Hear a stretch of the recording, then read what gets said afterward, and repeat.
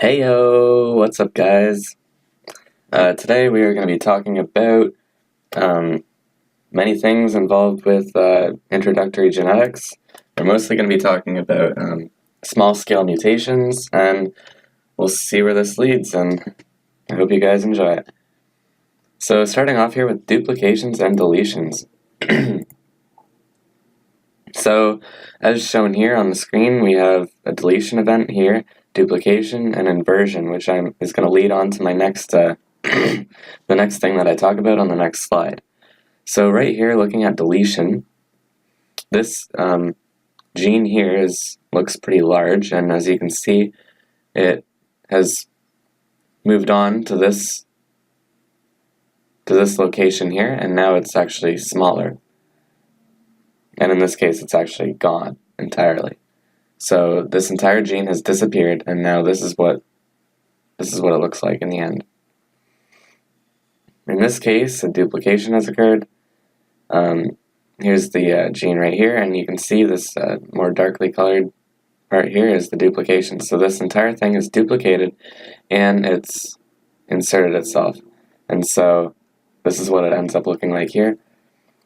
An inversion is simply taking this sequence right here, flipping it, and then putting it back in. And as you can see, that's come about here for inversion, which I will talk about later. So now looking at deletions and duplications, they're actually caused by the same mechanism.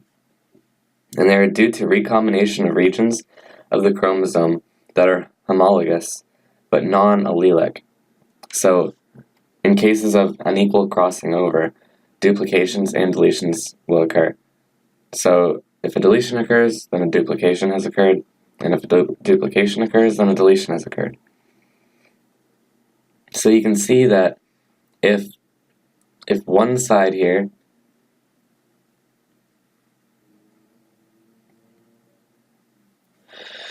so let's actually say on this side, these two regions are homologous because these regions code for the same genes. And as you can see, the same genes are here, which are slightly darker colored. And so what can occur is there can be a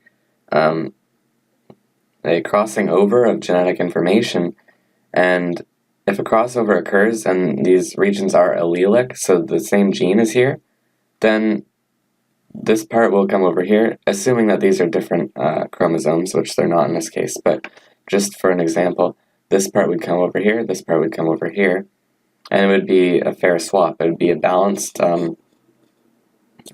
change, or a balanced mutation, I could say. And in the case that this allele here is different from this allele here, and they swap, then this chromosome here would lose an allele, and then it would get a different allele from here. So then this allele it already has, so it would have two of this allele, and this one would have two of the other allele, and there's also a loss and a loss on each side as well. So as you can see, duplications happen alongside deletions. And so a deletion, it causes the protein that should be encoded not to form because the instructions are not present. And a consequence of this is either pseudodominance or haploinsufficiency. Now, looking at pseudodominance here, it is the case where a recessive mutation on a homologous chromosome may be expressed. So let's say these are two different chromosomes here in this scenario. Let's say that this side, this allele is dominant, this one is recessive. If you lose, if a deletion is, if you lose information here, then the recessive side then becomes what the organism will use for its genetic instruction. And so in that case, you'll end up being recessive instead of dominant. And now in the case of haploinsufficiency, a single copy of a gene on a homologous chromosome is not sufficient to produce wild-type phenotype. So in this case, we're just saying when a single allele is lost here, then having it only on one side is not sufficient enough to allow the coding of what is needed for the organism. Now, deletions and duplications, the consequence of them both depends on size and location. So that's just something to keep in mind. And so now I'm going to move on here to duplications. Duplications can cause multiple of a protein structure to form, and this can render the entire protein non-viable. So let's say you have extra encoding information on a chromosome here. We'll say this chromosome because it's duplication. If it has extra information, it's going to code for the same thing, and then there's too much of that in the cell. And if this protein here that was going to be encoded here is used in a cell, is used in a particular protein, then what can occur is both of these end up in that protein, and they render the protein non-viable. And evolutionary speaking, duplications then become a driving force as they alter proteins and give alternate protein abilities. So it may not alter a protein non-viable, but it could possibly change its abilities. And also one thing to keep in mind is there is less selective pressure if there is two of the same allele. And so yeah, that has an effect on evolution. So now we're going to move on here to inversions. I'm going to talk a little bit more about them. So here we are, inversions. So this is a nice example here, just showing how this region here has been flipped around and it's been inserted back over here. Okay, so that's an inversion. An inversion is a balanced mutation. So unlike deletions and duplications, that is an unbalanced mutation because information is lost or gained. In this case, information is not lost or gained. It's actually maintained. It's just put into a different part of the genome. And so these inversions are less harmful because of that. So it is caused by a double-stranded break followed by improper repair. So that's how these guys are caused. Inversions can be pericentric, which involves a centromere, and paracentric, which does not involve the centromere. So here, if an inversion came across the centromere part, so it was DEF, let's say, then that would be pericentric, and in this case it's paracentric because it does not involve the centromere. So when these guys are inverted here, the breakpoints could interrupt a gene or alter its position relative to a regulatory region, or it may have no effect at all. So those are the things that could possibly become an issue with inversion. So as I said, these breakpoints may stop. Let's say something needs to be coded from F, G, and H. If you cut it here, then F can no longer use G and H, and an entire protein, let's say, that's supposed to be encoded here will not be created. Or obviously the protein could only be encoded with the F region here, and so there is no issue at all. Inversions do, however, cause issues in meiosis, creating normal gametes, non-viable gametes, and non-recombinant gametes. So those are some things that can arise from inversion. So as we said, the individual that gets this inversion, they, in many cases, may not be affected at all.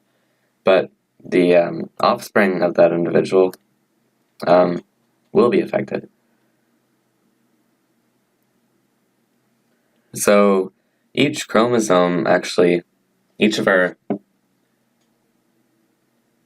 23 chromosomes have an expected amount of inversions that will occur in the creation of a gamete. So in this case, we know that crossing over will occur and inversions will occur. So it's just a matter of how these inversions are, if they provide some sort of if they end up being a bad inversion and alter the genetic code in a way that's not good for the organism, or they can obviously have no effect, as I said before. So, for example, chromosome 1 is the largest chromosome. As I said in a previous lecture, chromosomes are biggest with the low numbers, so 1, 2, 3, 4, 5, 6, 7, etc. are the largest. Smallest ones are chromosome 23, 22, 21. And so usually the ones that are bigger, so chromosome 1, 2, 3, 4 area, they end up with more inversions, and this is just something that's been proven to be true through experiment. We do know that bigger chromosomes do have more inversions occurring, and that these inversions always occur through creating gametes. So in summary here, if you are heterozygous with an inversion, heterozygous for a gene, it will form a loop, and if it is big, it will form a crossover event. And from this you will always get two parental gametes that are non-recombinant, one with inversion and one without, and recombinant gametes are non-viable. It prevents recombination within a block of DNA.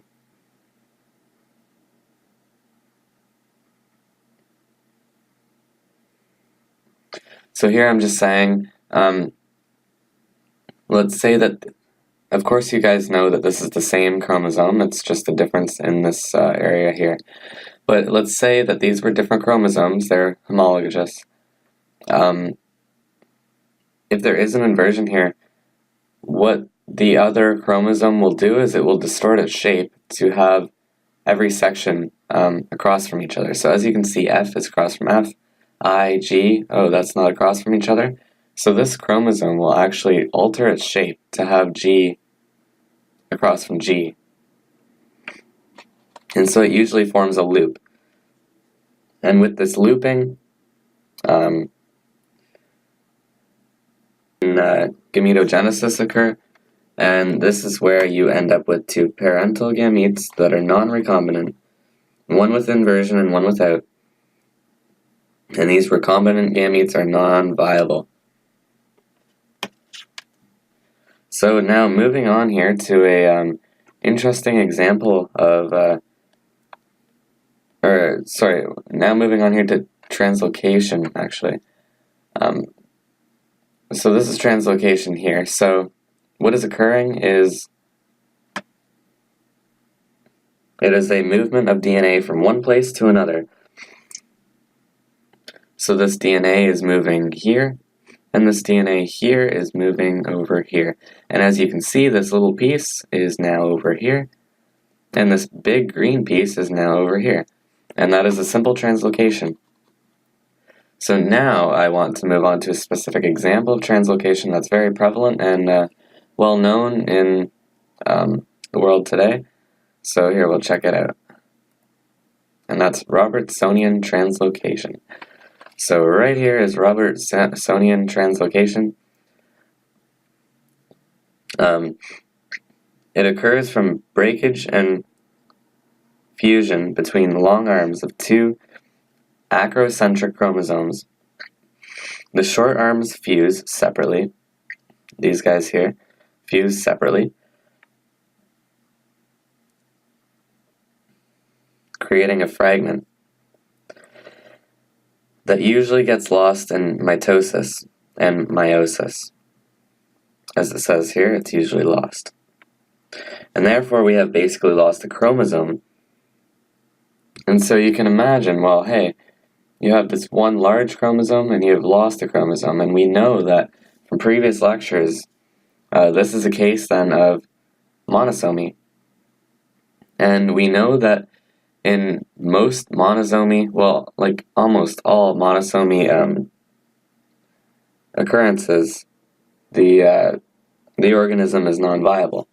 But in this case, Robertsonian translocation, this organism will actually be viable, which is very interesting. So how is this occurring?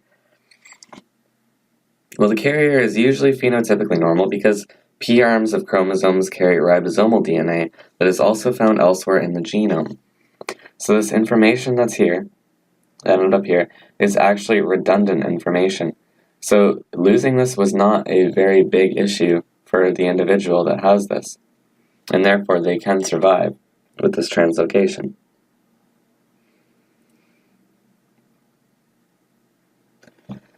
So Robertsonian translocation is actually an interesting thing because it provides the only inherited Down syndrome that is possible. So we know that Down syndrome is, of course, due to a trisomy of chromosome 21, and there are cases where individuals can get Robertsonian translocation and end up with Down syndrome. So how could this be?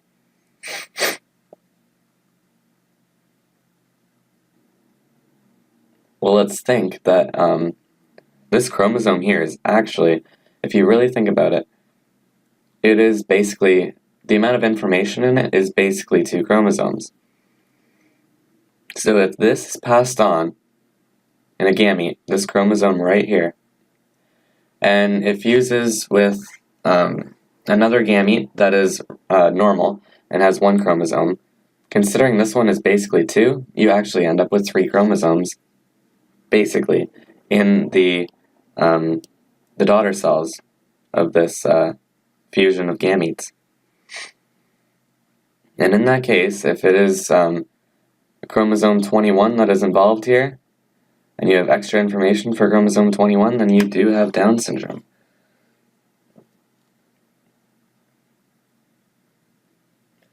So what ends up happening here is the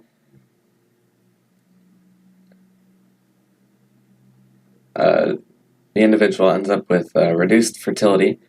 50% of the gametes are viable and 50% are non-viable. And so of the offspring that this individual will have, 1/3 will be a translocation carrier. So 1/3 will carry this. 1/3 will be perfectly normal. And 1/3 will have Down syndrome. So that's just an interesting case here. It's well known. So now I'm going to move on here to gene mutations. So gene mutations are small. They are non-visible. They are not like the large mutations that I talked about in previous lectures, like monosomy, trisomy, polyploidy, aneuploidy. Yeah, we're not looking at those stuff anymore. So there are 2 types of mutations that can occur.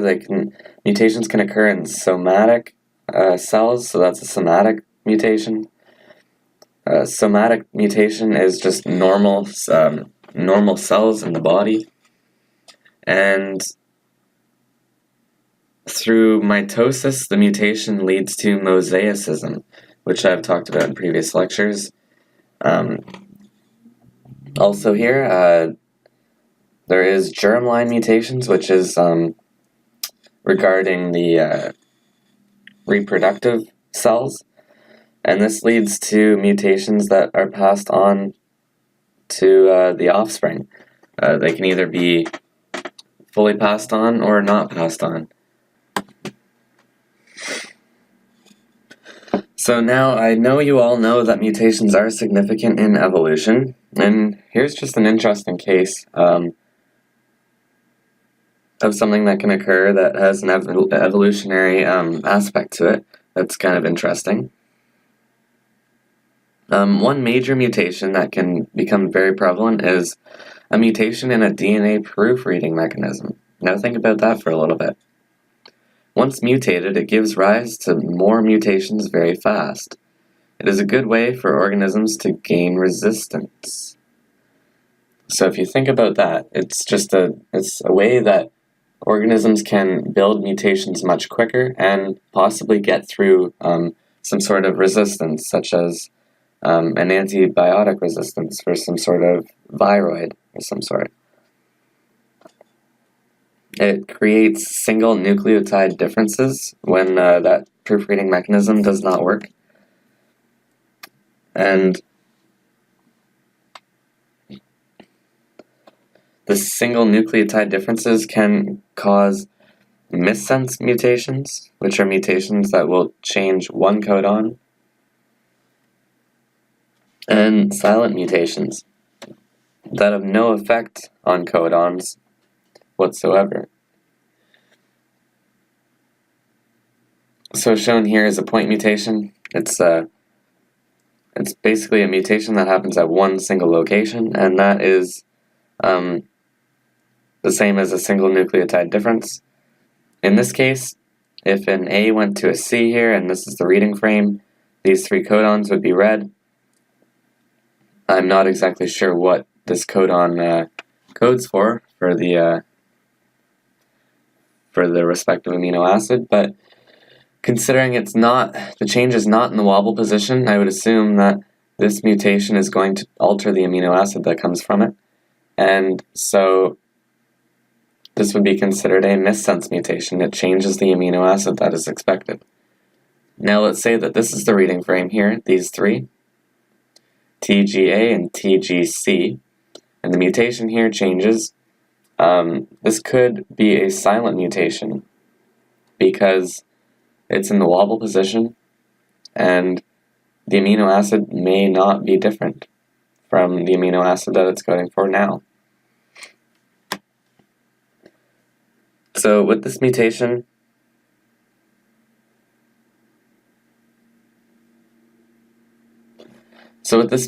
here, the likelihood is that this mutation will be silent because there is a lot of redundancy in the genetic code, as you may know, and the chances are that when there is a point mutation, it will cause a silent mutation because there are multiple three-part sequences that will code for the same amino acid.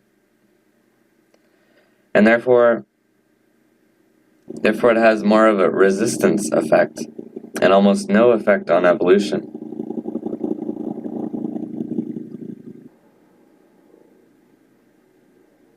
Because an effect on evolution would change the amino acid that comes from it. A kind of interesting thing here, not all silent mutations are the same.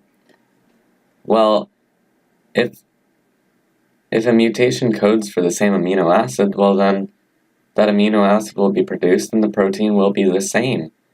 Well, not necessarily, we have found out in recent years. So the same amino acid is coded for, but some codons are used more than others, and some tRNAs are used more frequently than others in the cell. So a silent mutation can alter towards a more frequent codon with a more frequent tRNA, increasing efficiency of transcription of it.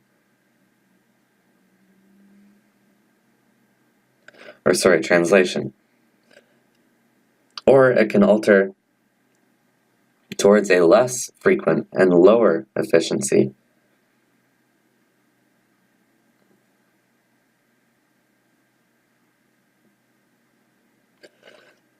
Another mechanism that the cell uses is it may use a rare tRNA for a certain sequence to allow the ribosome to pause during translation, and it enables the protein to fold before the sequence is translated more.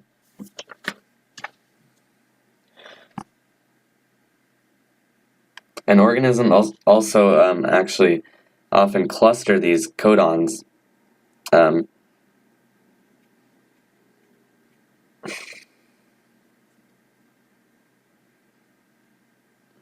or they cluster the same codons within the same binding region that are recognized by the same tRNA.